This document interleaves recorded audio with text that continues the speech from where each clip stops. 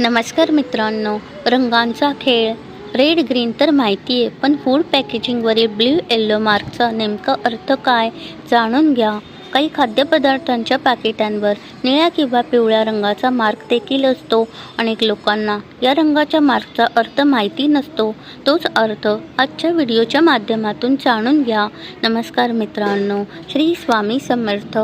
जेव्हा तुम्ही खाण्याचे एखादं पाकिट खरेदी करता तेव्हा त्यावर लाल किंवा हिरव्या रंगाचा मार्क, ओळ किंवा ठिपका, डॉट नक्कीच पाहत असाल. हा मार्क तुम्ही खरेदी करत असलेली वस्तू पूर्णपणे शाकाहारी म्हणजेच व्हेज आहे की मांसाहारी नॉनव्हेज आहे हे दर्शवतो.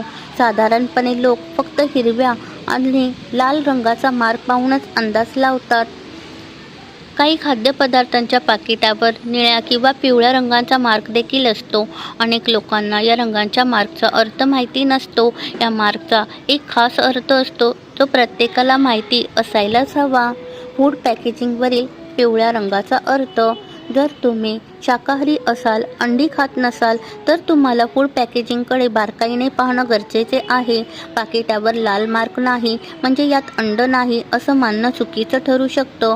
पाकिटावरील पिवळा मार्क हे संकेत देतो की ते अन्न एगिटेरियन आहे. म्हणजे जर तुम्ही पाकिटावर पिवळा मार्क पाहिला तर समजून जा की यात अंड आहे. फूड पॅकेजिंगवरील निळा मार्क.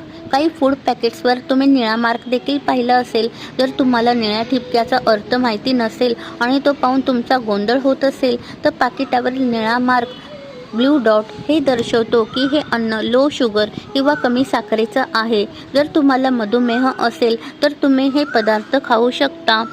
फूड पॅकेजिंगवरील हिरवा मार्क.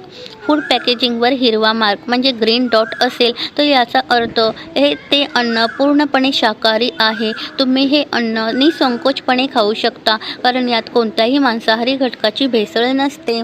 फूड पॅकेजिंगवरील लाल मार्क, रेड मार्क. फूड पॅकेजिंगवर लाल मार्क, रेड डॉट असेल तर याचा अर्थ या अन्नामध्ये मांसाहारी घटक मिसळलेले आहेत. म्हणजेच हे अन्न मांसाहारी आहे किंवा ते तयार करण्यासाठी मांसाहारी गोष्टींचा वापर करण्यात आला आहे.